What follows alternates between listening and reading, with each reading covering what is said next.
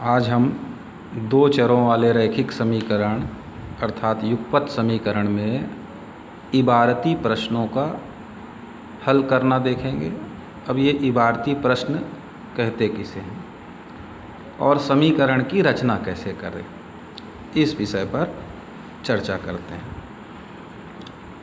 मान लेते हैं कि एक पिता ने अपने दो पुत्रों, एक का नाम है राम और दूसरे का नाम रख लेते हैं भरत, इनको 8 रुपये बांटा। राम और भरत को कितने रुपए बांटा? 8 रुपये बांटा। तो हम ये बता सकते हैं क्या कि राम को कितना रुपए मिला और भरत को कितना रुपए मिला? तो एक प्रयास कर सकते हैं कि माना राम को कितना रुपए दिया गया? x रुपये, और भरत को कितना रुपया दिया गया? y। अब इन दोनों को यदि जोड़ देंगे तो वो 8 के बराबर हुआ। तो इस प्रकार x धन y बराबर 8 रुपये मिला कुल। तो क्या हम बता सकते हैं कि राम को कितना रुपए मिला और भरत को कितना मिला? तो इस समीकरण में जैसे मैंने मान लीजिए x बराबर 1 लिया तो y बराबर 7 मिलेगा। यानी राम को यदि हम 1 रुपये देते हैं तो श्याम को कितना रुपए मिलेगा? 7 रुपये। अगर राम को 2 रुपया दिया गया तो भरत को कितना मिलेगा? 6 रुपये। अगर राम को 3 रुपये मिला होगा तो भरत को कितना मिला होगा? 5 रुपये।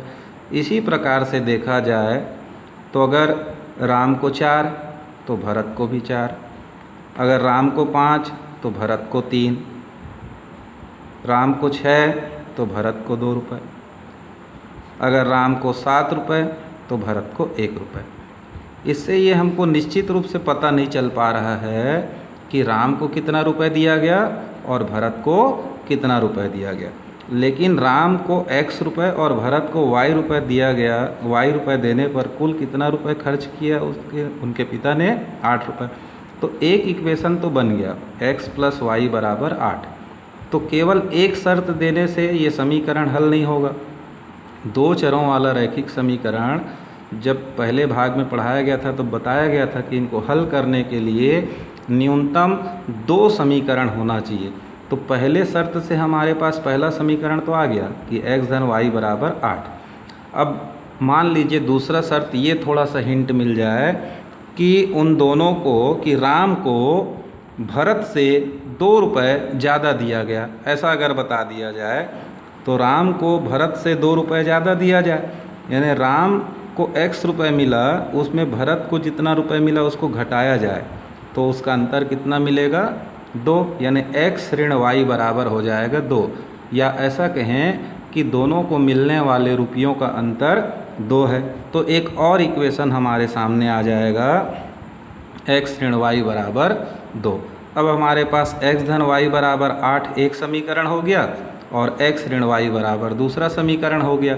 और इन दोनों समीकरणों को बनाने के बाद इनको हल करने के विषय में 3 विधियों का अध्ययन हमने किया है। उन तीनों में से किसी भी विधि से हम इसको हल करते हैं। तो यहाँ चलिए विलोपन विधि का प्रयोग करते हैं। तो x धन y बराबर 8, x ऋण y बराबर 2।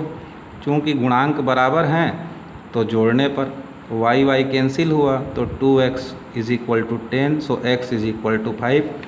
फिर x का मान 1 में रखो तो 1 में रखने पर क्या हो जाएगा? 5 धन y बराबर 8, तो y बराबर 8 ऋण 5, तो y बराबर 3 आया। तो अब हमको एक परफेक्ट आंसर मिल गया कि राम को 5 रुपये मिला और भरत को 3 रुपये मिला। बताने का तात्पर्य ये है कि किसी भी इबारती प्रश्न को हल करने के लिए न्यूनतम 2 शर्त वहाँ पर दिया जाएगा। ऐसे ही कुछ महत्वपूर्ण प्रश्नों को हम यहाँ हल करेंगे। तो एक प्रश्न लिया, एक व्यक्ति के पास कुछ कबूतर व कुछ गायें हैं जिनकी आँखों की कुल संख्या 120 तथा पैरों की कुल संख्या 180 है। बताइए व्यक्ति के पास कितने कबूतर और कितने गाय हैं। अब इस प्रश्न को हल करने के लिए हमको प्रश्न को बड़े ध्यान से पढ़ना होगा और उसके आधार पर हमको समीकरण बनाना होगा। तो पहला काम मान लेते हैं, माना व्यक्ति के पास x कबूतर तथा y गाय है। अब यहाँ लिखें प्रश्नानुसार। अब किन शर्तों का पालन करें? तो यहाँ बताया गया कि आँखों की कुल संख्या 120 है। अब गाय के भी 2 आँख होते हैं और कबूतर के भी 2 आँख। तो हमारे पास कुल कबूतर कितने हैं? x। तो एक कबूतर के पास 2 आँख होगा तो x कबूतर के पास 2x आँख हो गया। उसी प्रकार y गाय है और हर गाय के 2 आँख हैं, तो y गाय का कुल आँख 2y हो जाएगा। 2x मतलब कबूतर की कुल आँखों की संख्या और 2y मतलब गाय के कुल आँखों की संख्या। दोनों को जोड़ देंगे तो कितना हुआ? 120 हो जाता है।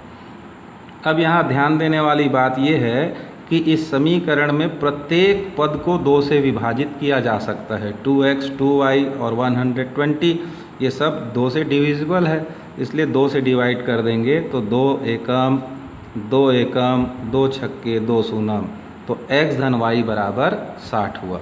तो ये पहला शर्त जो दिया गया था कि कुल आँखों की संख्या 120 है, ये हमने उससे एक समीकरण प्राप्त कर लिया। अब पैरों की संख्या, तो हमारे पास कबूतर कितने हैं? x, और प्रत्येक कबूतर का पैर कितना होगा बताइए? 2। तो ये हो जाएगा कुल पैर 2x। गायों की संख्या है y और हर गाय के 4 पैर होते हैं, तो कुल पैरों की संख्या हो जाएगी 4y। तो 2x धन 4y को जोड़ेंगे तो कुल पैरों की संख्या हो जाएगी 180। अब यहाँ भी इस बात को ध्यान देंगे कि ये भी 2 से विभाजित है, 4 भी 2 से विभाजित है और 180 भी। तो पूरे समीकरण को पुनः 2 से विभाजित कर लेंगे तो 2 एकम 2 दूनी और 2 नी 18 2 शून्यम 0। इस प्रकार हमारा दूसरा समीकरण आ गया। अब हम इन दोनों समीकरणों को किसी भी विधि से अर्थात विलोपन, प्रतिस्थापन या व्रजगुणन विधि द्वारा हल कर सकते हैं। तो समीकरण 1 व 2 से यहाँ लिख लीजिए x plus y is equal to 60, x plus 2y is equal to 90। अब यहाँ देखेंगे x या y का गुणांक बराबर है क्या? तो हाँ, x के गुणांक बराबर हैं, 1 और 1, और चिन्ह समान है, तो यहाँ लिख लेंगे घटाने पर माइनस माइनस माइनस, तो x माइनस x कैंसिल हुआ और y से 2y को घटाएंगे तो चूंकि छोटी संख्या से बड़ी संख्या घटाया गया इसलिए बचेगा ऋण y। 60 ऋण 90, तो 60 छोटा है और 90 बड़ा है, तो 60 में 90 उल्टा क्रिया हो रहा है, तो क्या बचेगा? ऋण 30।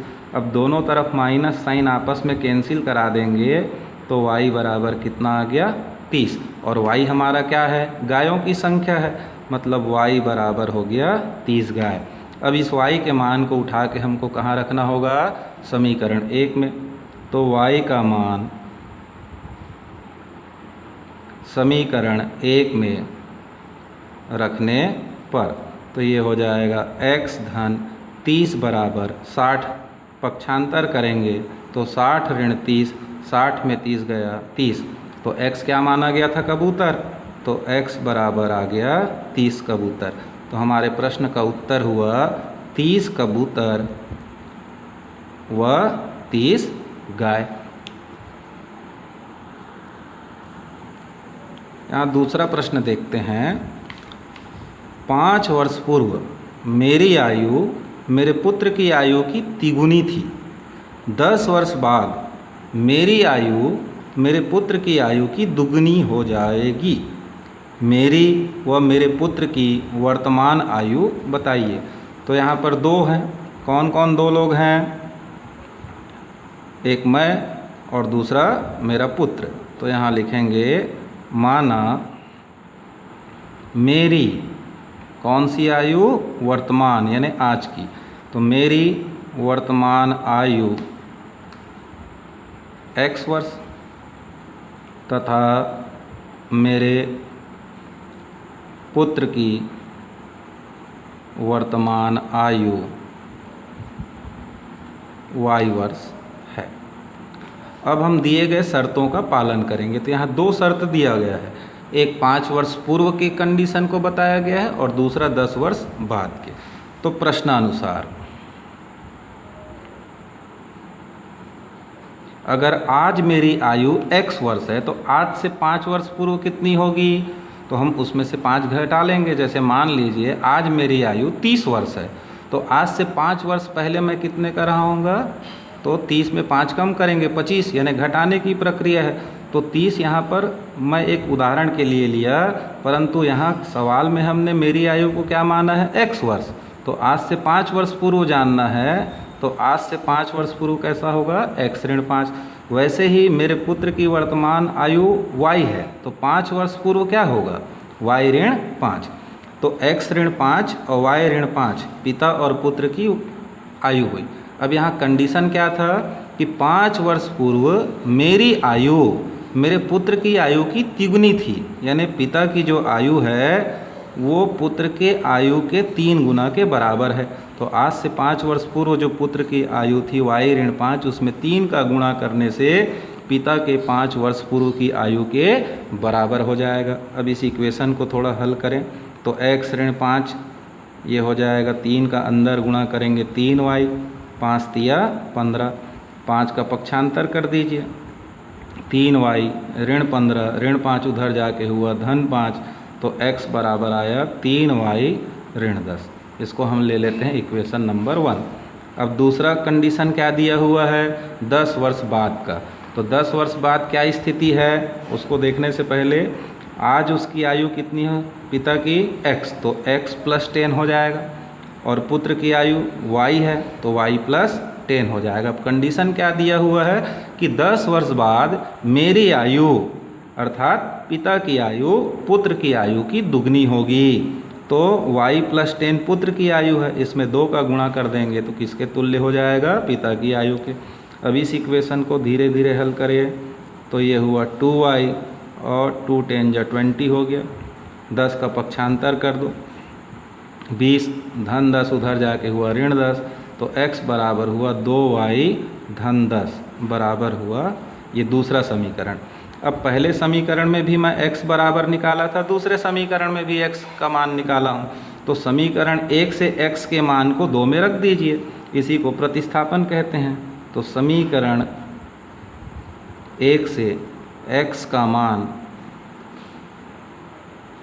समीकरण 2 में प्रतिस्थापित करने पर, तो इधर हो जाएगा x के स्थान पर क्या लिख देंगे, 3y ऋण 10, और इधर अपने आप मिला हुआ है 2y धन 10। पक्षांतर करेंगे, ऋण 10 को राइट हैंड साइड में और 2y को लेफ्ट हैंड साइड में ट्रांसफ़र कर देते हैं। तो ये आ जाएगा 3y - 2y 10, और इधर का -10 इधर लाएंगे तो +10, 3y - 2y तो y बचेगा, और 10 + 10 20 हो गया। तो y बराबर 20 आ गया। इस मान को हम कहाँ रख दें, समीकरण 1 में भी रख सकते हैं और 2 में भी। तो y का मान समीकरण 1 में रखने पर, तो x बराबर था 3y - 10, तो यहाँ y ना लिख करके y का मान क्या मिला है 20, उसको रख देंगे। तो 20 तिया 60 ऋण 10 बराबर हुआ 50।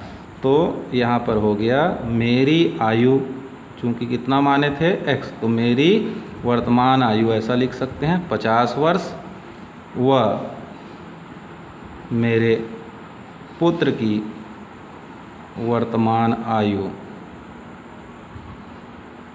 20 वर्ष। तो ये 50 वर्ष और 20 वर्ष इस प्रश्न का आंसर हो जाएगा।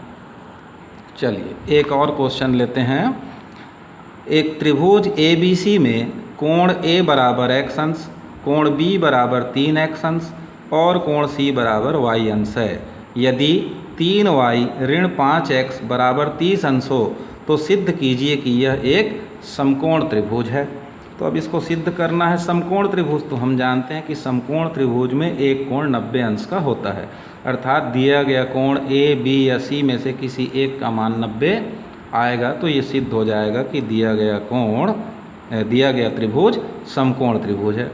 तो हम लिखेंगे हम जानते हैं कि क्या जानते हैं, त्रिभुज ए बी सी में कोण ए धन कोण बी धन कोण सी, तीनों कोणों का योगफल कितना होता है 180 अंश। तो ए का वैल्यू क्या दिया हुआ है x अंश, बी का 3x और सी का y बराबर हो गया 180। x और 3x को जोड़ दिए 4x धन y बराबर हो गया 180। अब इसको हम y बराबर यहाँ लिख लेते हैं 180 ऋण 4x और इसको दे दिए समीकरण 1। दूसरा कंडीशन प्रश्न में ही दिया हुआ है, यदि 3y ऋण 5x बराबर 30, तो इसको भी लिख लें 3y ऋण 5x बराबर 30। अब इसको दे देते हैं इक्वेशन नंबर 2। अब चूंकि एक नंबर में क्या मिला y बराबर 180 ऋण 4x, तो इस y के मान को उठा करके कहाँ रख लेंगे 2 में। तो यहाँ लिखेंगे समीकरण 1 से y का मान समीकरण 2 में प्रतिस्थापित करने पर, तो समीकरण 2 में 3y ऋण 5x बराबर 30 है, तो 3y ऋण 5x बराबर हुआ 30। अब मैं यहाँ y का जगह खाली रखा हूँ, तो y के स्थान पर हम क्या लिखेंगे, समीकरण 1 में y बराबर क्या है 180 ऋण 4x, तो यहाँ y के स्थान पर भर देंगे 180 ऋण 4x, कोष्टक में बंद कर देंगे जिससे 3 का गुणा दोनों से करा सकें।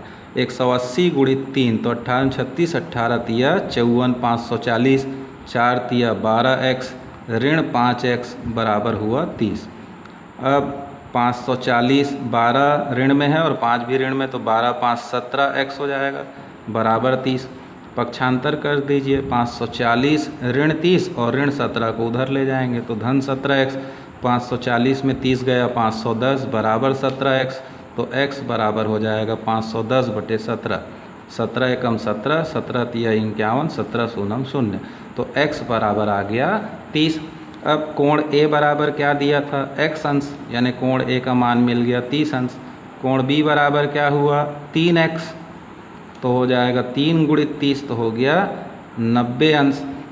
परंतु कोण C नहीं निकाले हैं, तो कोण C निकालने के लिए x के मान को कहाँ रखेंगे समीकरण 1 में, तो x का मान समीकरण 1 में, तो y बराबर क्या था 180 ऋण 4x, तो 180 ऋण 4 गुणित 30 हो जाएगा 180 और ये हुआ 120, 180 में 120 घटाए 60 अंश, यानी कोण C बराबर y दिया था तो ये आ गया 60 अंश। तो हम देखते हैं कि त्रिभुज के तीनों कोणों में प्रत्येक कोण का मान कैसा आया, एक 30 अंश आया, एक 90 अंश आया, एक 60 अंश आया। तीनों कोण को निकालना था। अब यहाँ लिखेंगे चूँकि कोण B बराबर 90 अंश है, इसलिए त्रिभुज ABC एक समकोण त्रिभुज होगा।